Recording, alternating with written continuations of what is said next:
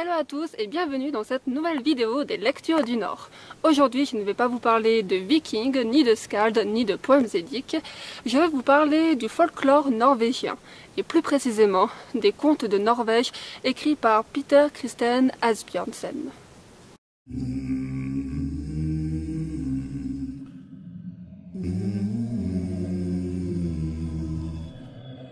Peter Christian Asbjørnsen était un écrivain et folkloriste né en 1812 à Oslo. Avec son ami Jørgen Moe, ils vont réunir les contes et légendes des mondes paysans et marins de la Norvège, qui se sont transmis oralement de génération en génération. C'est en grande partie grâce à eux que la richesse et le folklore scandinave sera perpétuée et retranscrite.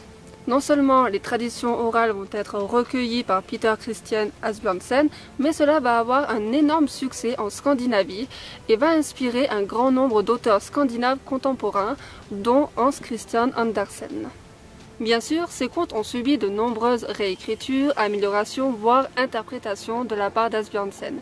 Mais n'empêche que c'est une partie du patrimoine scandinave qui aujourd'hui encore est lu aux enfants. Cette collecte de traditions a demandé un énorme travail.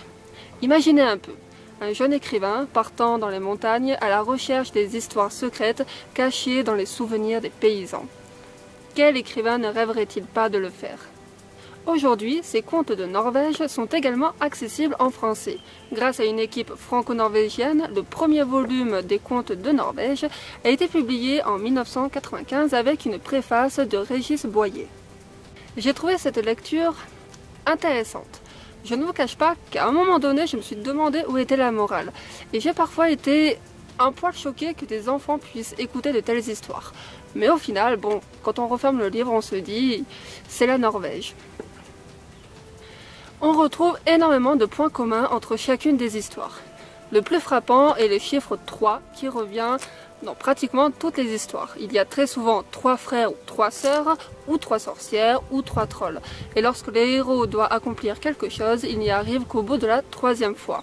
Ces histoires démarrent très souvent avec un paysan pauvre qui a 3 enfants. Ces 3 enfants vont partir accomplir une quête, soit ils partent chercher du travail, ce qui en soi est plutôt louable, soit pour sauver une princesse.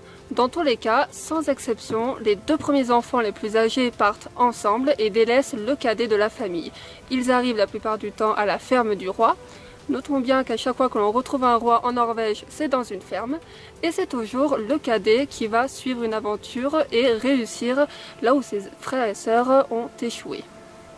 L'une des histoires qui m'a le plus marqué s'intitule « À l'est du soleil et à l'ouest de la lune ». Un paysan pauvre va donner sa plus jeune fille en mariage à un ours blanc en échange de richesses. La jeune fille va suivre l'ours blanc sur son dos et après un très long voyage à travers les montagnes va arriver dans un château.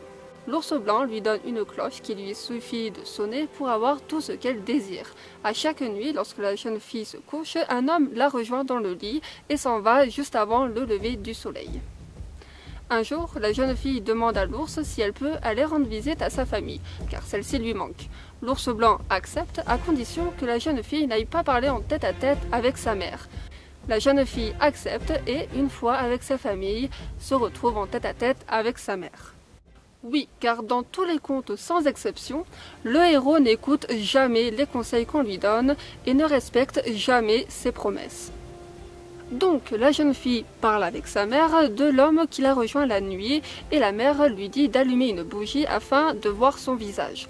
De retour chez l'ours, la jeune fille lui avoue qu'elle a parlé avec sa mère et l'ours lui conseille de ne pas lui obéir et d'ignorer ce qu'elle a dit.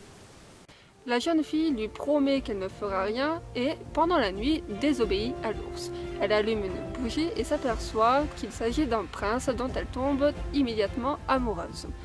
Mais des gouttes de cire lui tombent sur la chemise, le prince se réveille et lui révèle que suite à une malédiction, il se transforme en ours chaque jour. La malédiction aurait pris fin dans 1 an, mais la jeune fille ayant vu son visage a mis fin à tout espoir de lever cette malédiction.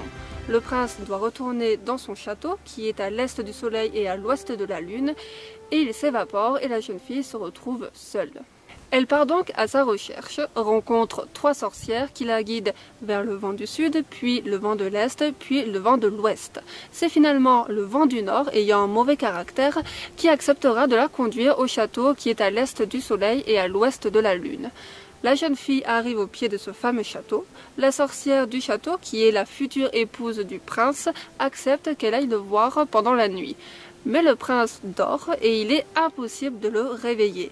Au bout de la 3e nuit, le prince, qui avait été averti par les domestiques du château, ne boit pas les somnifères de la sorcière et est réveillé par la jeune fille. Le prince lui annonce qu'il doit se marier le lendemain avec la sorcière. Le lendemain, le prince demande à la sorcière de laver sa chemise qui a des taches de cire si elle veut réellement l'épouser. La sorcière accepte et tente de faire partir les taches de cire sans succès. Ni les trolls, ni les créatures du château n'y parviennent. Alors le prince demande à la jeune fille de laver la chemise. Cette dernière y arrive et par ce fait lève la malédiction. Le prince est délivré et se marie avec la jeune fille. Fin de l'histoire. Voilà un bref aperçu d'une histoire que l'on peut retrouver donc dans les contes de Norvège. Et je vous ai choisi l'histoire la moins alambiquée, je pense. On y retrouve ici un schéma classique que chacun interprète comme il veut. Il est temps maintenant d'évoquer le point que vous attendez peut-être, celui du paganisme et celui du christianisme. Alors, les contes sont très clairement chrétiens. Les personnages se rendent souvent dans des églises et lorsqu'un troll sent l'odeur d'un homme, il ne dit pas « tiens, ça sent l'homme », il dit « tiens, ça sent le chrétien ». Ici, le mot chrétien remplace carrément le mot humain. Dans le conte intitulé Peik, le personnage principal est clairement mauvais et passe son temps à tromper le roi et il le fait grâce à ses baguettes de tromperie.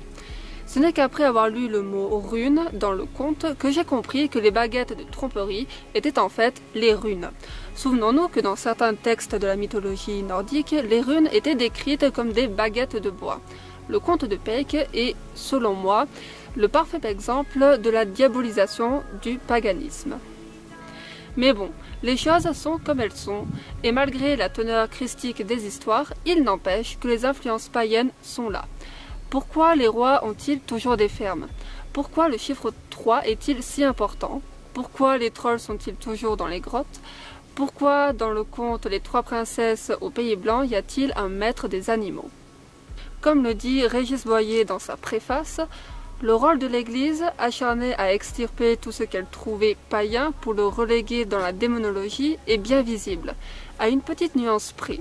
La Norvège n'a été convertie que récemment, vers l'an 1000, et les créatures sorties de la nuit des temps n'ont pas été totalement dévaluées, honnies ou récupérées.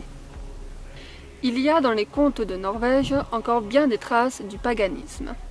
Mais au final, païen ou chrétien, il s'agit d'un folklore, d'un monde merveilleux qui a inspiré bien des écrivains et qui en inspirera encore d'autres. Car à l'heure actuelle, le plus important dans une histoire, ce n'est pas tant son influence religieuse, mais ce que cela nous évoque à nous et ce que l'on en fait. Si je veux que le roi dans sa ferme ce soit un jarl et que les 3 sorcières de la colline ce soient les 3 nornes, rien ne m'empêche de le croire. Et si j'ai envie que le pays à l'est du soleil et à l'ouest de la lune ce soit Asgard, rien ne m'empêche de le croire. Les contes sont faits pour être lus avec nos propres mots. Merci à vous d'avoir regardé cette vidéo. Si celle-ci vous a plu, n'hésitez pas à vous abonner à la chaîne si ce n'est pas déjà fait et à me suivre sur mon compte Instagram, là où je partage toute ma passion pour l'univers scandinave. Et je vous dis à très vite pour une prochaine vidéo.